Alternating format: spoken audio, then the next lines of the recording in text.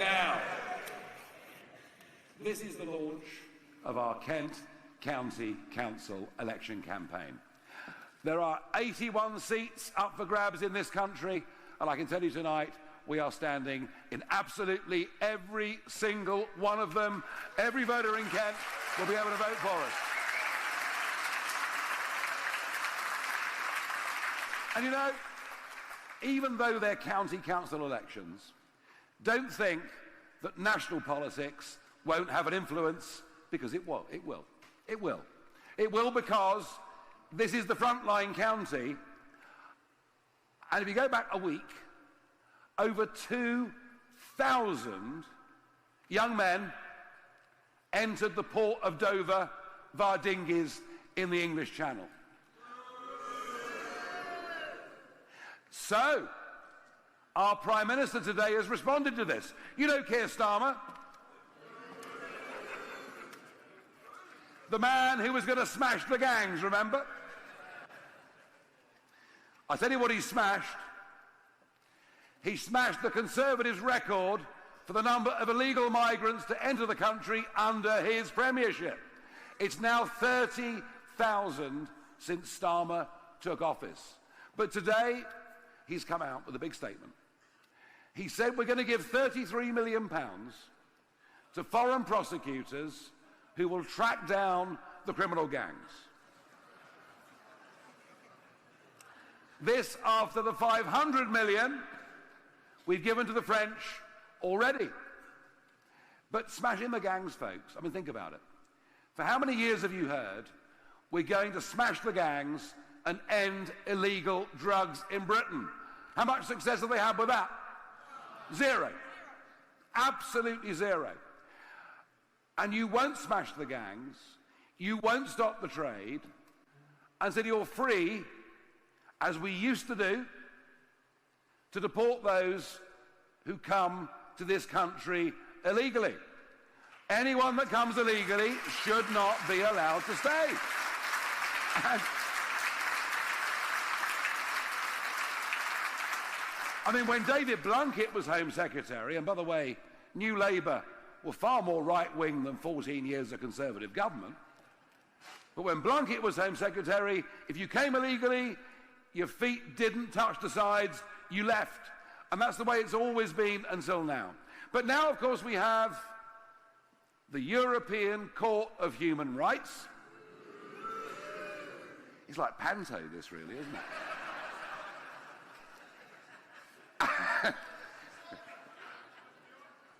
And they're all behind me, don't worry.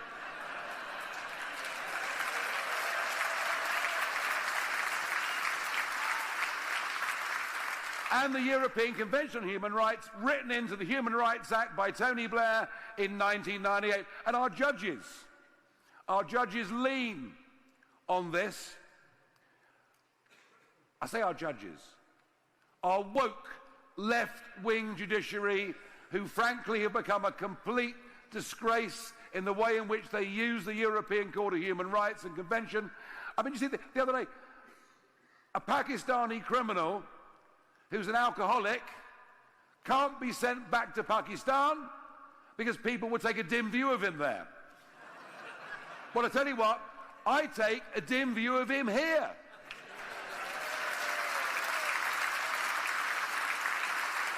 Oh, and the other one, that the family could not be deported back to Africa because the kid wouldn't get chicken nuggets. I mean, God help us. The whole thing is ridiculous.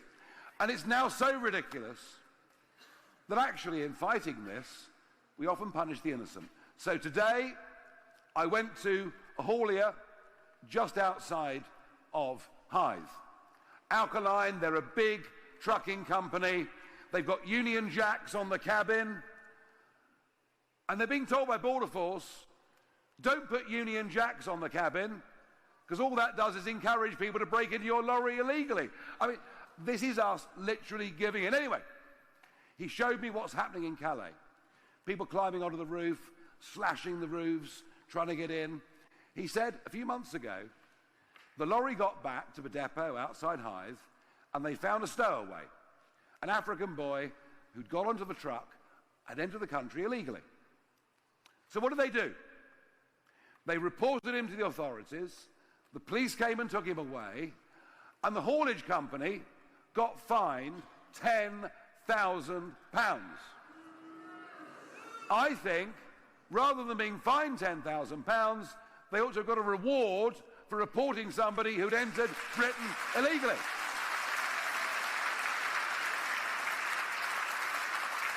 And of course, if you fine people £10,000, what happens? Other hauliers find there are stowaways on board. They literally will stop at service stations and let you come in on a boat. You get put up in a 4-star hotel. You get 3 square meals a day. You get to see a GP. How about that? And the big one, you get free dental care. How many people here have got an NHS dentist? I bet it's not very many. But it's also those who've entered the country legally. They're even angrier because it's cost them time, money and effort to come to Britain and legally become part of our community.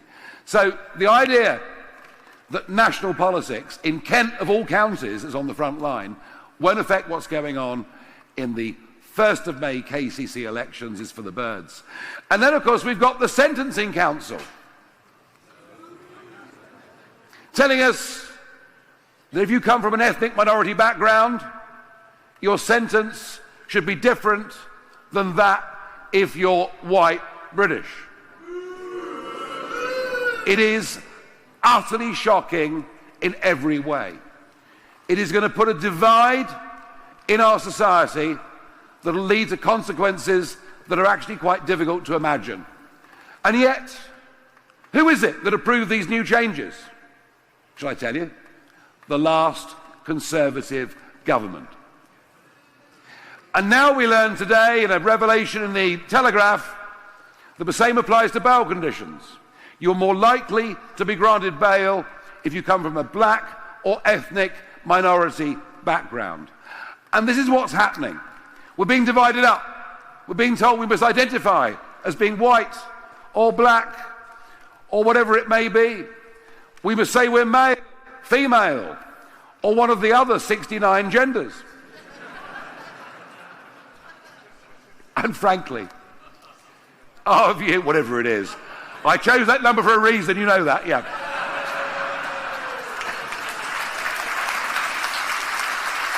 I chose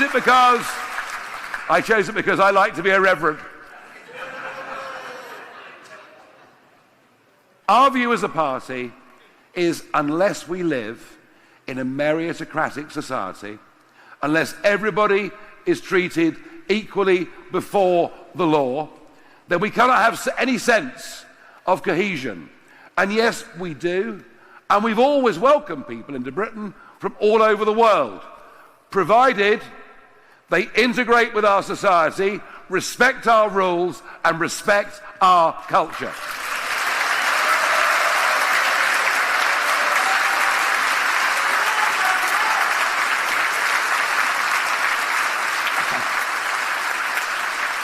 But the march of the liberal left, I've talked about our judges already, has gone right through everything in this country, including education, where the National Education Union next month have their annual conference, at which they will pass a resolution overwhelmingly to say that teenagers at school should be taught that it's a wrong, bad, dangerous thing to vote for reform, because somehow we're a far-right party. And I'm sick of this. I'm sick of the poison that is going through our schools and universities. I'm sick of our kids being told they should be ashamed of everything about Britain and its past. Because I think, for a little island, what we've achieved over the centuries is nothing short of extraordinary. Nothing short. You know,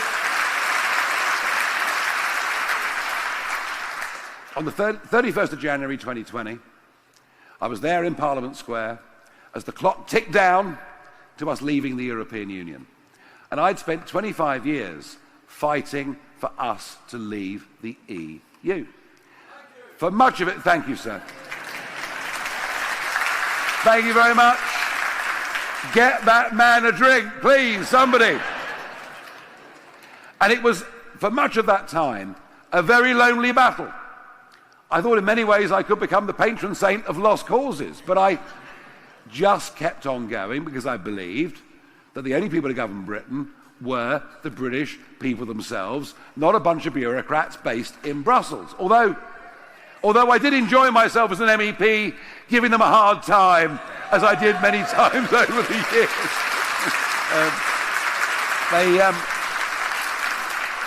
They weren't quite used to the British sense of humour, I don't think. I mean, calling someone a damp rag is not really an insult, is it? But they didn't see the funny side.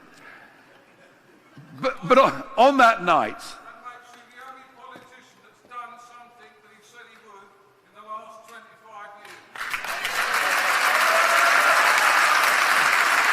thank you. So, if you go on like that, you won't just get one drink, you'll get the whole bottle, don't worry. But that night, and it was my honour, with 100,000 people there in the crowd, and I did the countdown, 10, 9, 8, boom, we left. And shortly after that, Boris got an 80-seat majority on a Let's Get Brexit Done ticket. And I thought, well, that's it, I'm done. I'm done, I've given enough to this. Quarter of a century of hard work, quarter of a century of taking abuse, and I've, really had a very happy 3 or 4 years, busy progressing a career at GB News, which I've absolutely loved.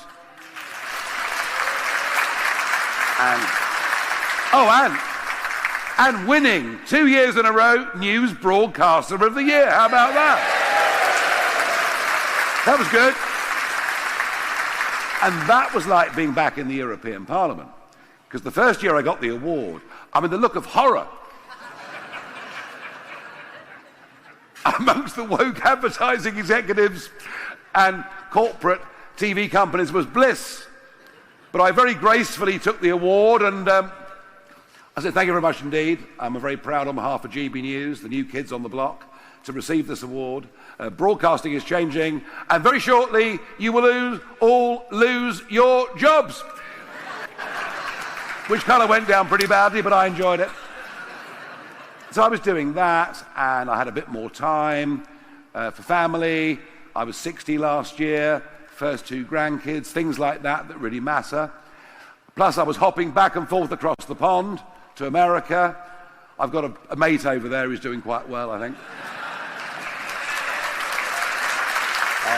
Although I am hoping that Starmer will negotiate for us not to enter a tariff regime in a couple of days, but I'm not quite sure that this Labour government speak the same language as J.D. Vance and Trump, and how foolish they were not to accept my offer of help. But there you are. But no, I decided I couldn't stand by. I couldn't stand by and watch everything I'd fought for with Brexit be wrecked by a Conservative Party that frankly did not believe in it. And above all, the reason we voted for Brexit, well, one was to relieve the regulatory burden of the 5.5 million men and women in this country running their own businesses, acting as sole traders. And you know what? The British government and our quangos and our civil service have actually made it worse than it was before we left the European Union. But the really big reason we voted Brexit was to take back control of our borders, to stop the relentless rise. And in 2023 alone, net 1 million people came to this country, and this from a Conservative Party who told us in 2010, in 2015, in 2017 and 2019 they'd reduced net migration to tens of thousands a year. 1 million! It represents betrayal on a scale and a level that I don't believe the Conservative Party should ever be forgiven for. Ever. Ever.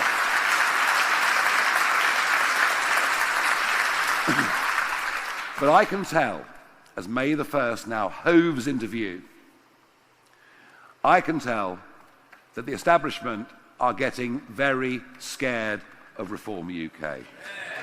Oh yeah. Oh yeah. Because all we're getting now from Labour are literally panic lies. If you get a Reform government, Nigel Farage will charge you £20,000 for a hip replacement.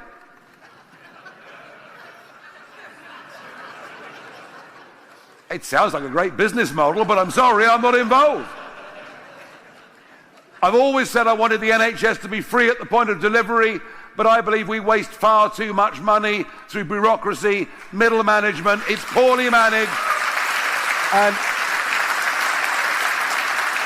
who of us doesn't recognise that, frankly, the NHS that we all grew up with doesn't exist anymore. You cannot get a GP appointment. Waiting times are shocking, and yet we funnel in more and more money. Well, here's a fact I didn't know until today. In the last 10 years, 7.2 million foreign-born people have registered with GP practices up and down this country. 7.2 million more people who can see a GP than we had 10 years ago. The reason the NHS doesn't work is the population explosion means it simply cannot function at any level given where we are. And what county in the whole country has not felt the population explosion more than Kent? Just look at the levels of house building in this country. Just look, dare I say it, at the traffic in this county. Much of Kent is becoming unrecognisable as the population explodes.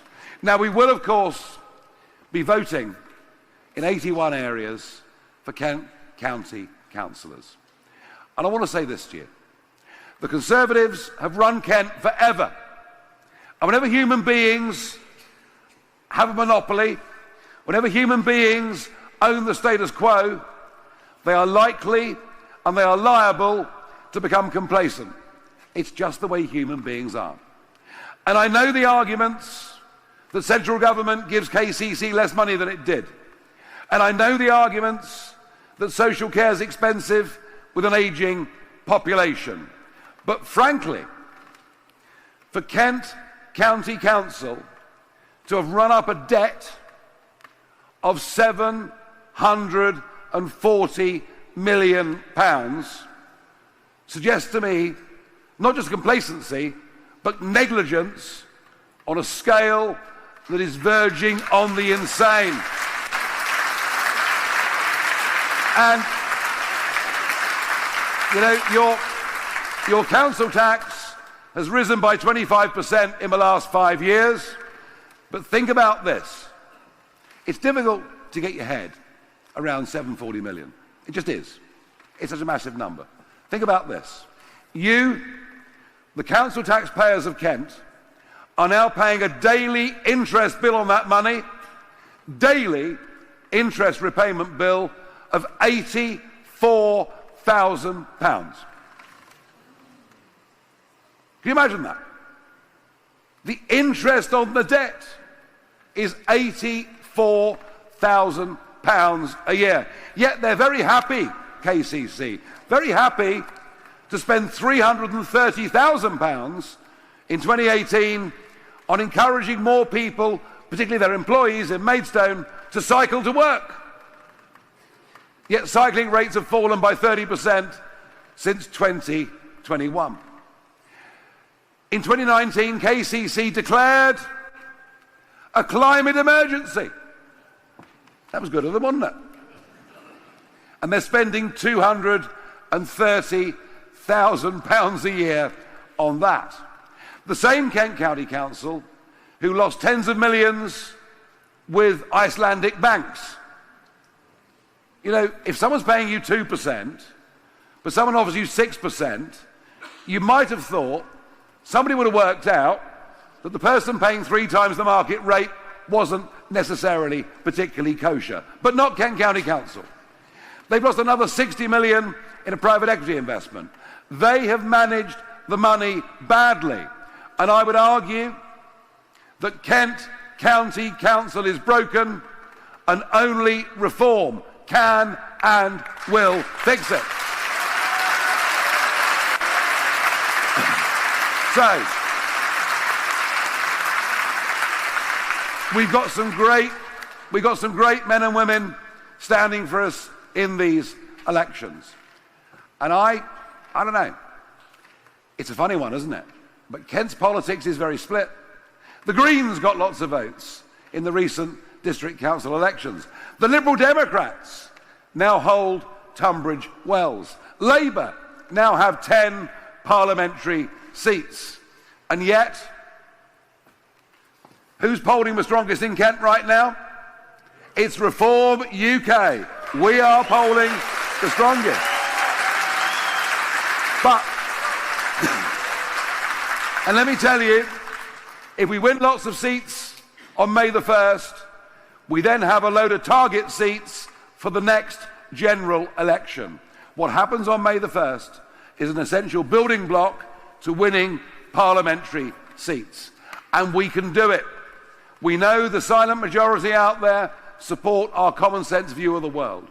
We know the silent majority out there support our values and our belief that family, community and country matter to us more than anything else, and will fight right to the bitter end to defend those very things. We can do this. We can do this. But what it needs is the People's Army, and I see them in this room in front of me. What other party? Could the Tories or the Labour Party get an audience like this in Maidstone on a Monday night? Especially when the sun's shining. Well done for all turning up. I mean, a gin and tonic in the garden must have been quite tempting. No, we've got the buzz, we've got the energy, but we need to mobilise you. We need to mobilise the People's Army to get in touch with us, to help our candidates, to help our campaign. And you can all help. You can all help. You can knock on doors, you can deliver leaflets, you can make phone calls, you can make a blooming nuisance of yourself, whether it's at the golf club or at bingo or the local pub or talking to your friends and family. All of you can play a contribution in some way over the course of the next 4 weeks. And you know, I'm not going to make any silly promises, but we could be on the edge here in Kent of something that is a political earthquake. And I want it to happen. You want it to happen. So let me ask you, can you all please promise me tonight that in some way you will do your bit to support our candidates in the next 4 weeks? Are you prepared to make that pledge? Yes! Good, good. Well, I'm going to hold you to that. We'll be writing to all of you that have attended and those that apologise for not being able to after this event, and we'll give you the contacts of our local candidates in your area.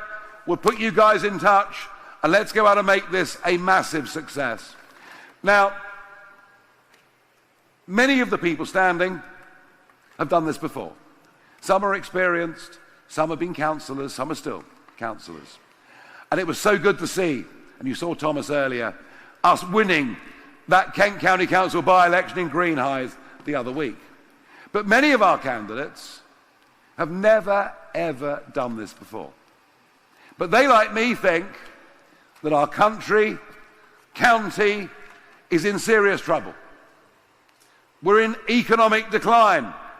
Think about what tomorrow means.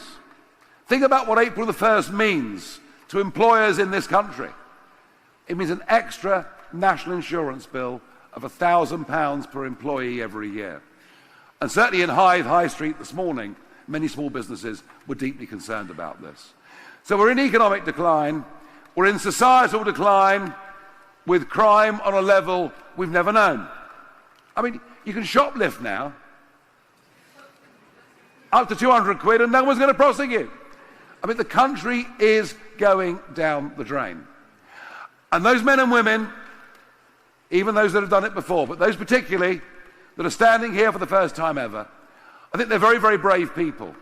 So I want all of them, please, every candidate in this room who is standing for us in Kent County Councils, stand up.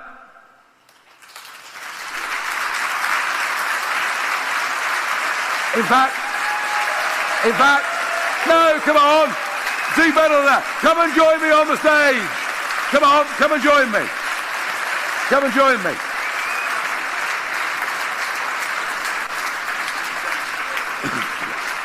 All right, hello. Good to see you.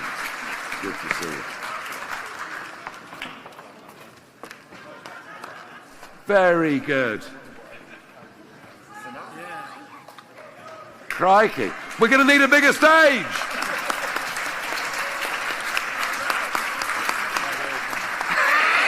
Gonna have to pack them all on. This is amazing. Send some this way, Stuart. I know it's the left. Well, they can jump up there, can't they? Well, the younger ones can. Whee! There we go. There we are. This is an incredible turnout.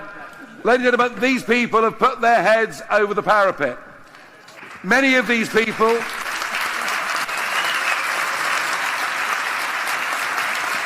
Come on.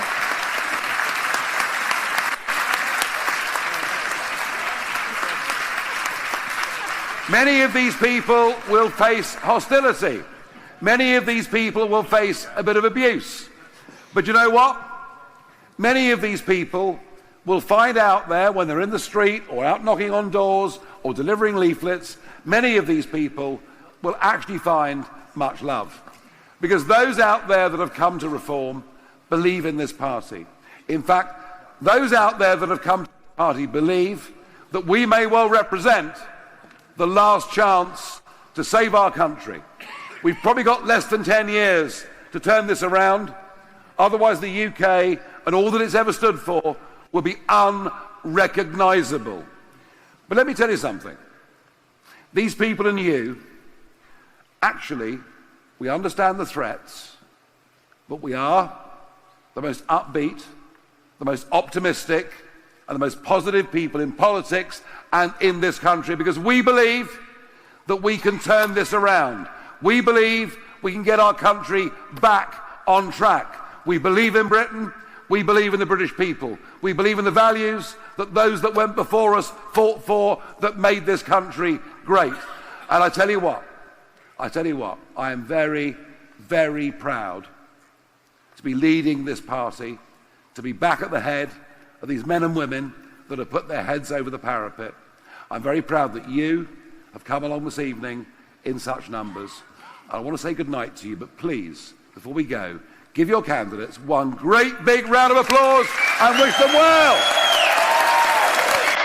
Hands up, everybody. Hey.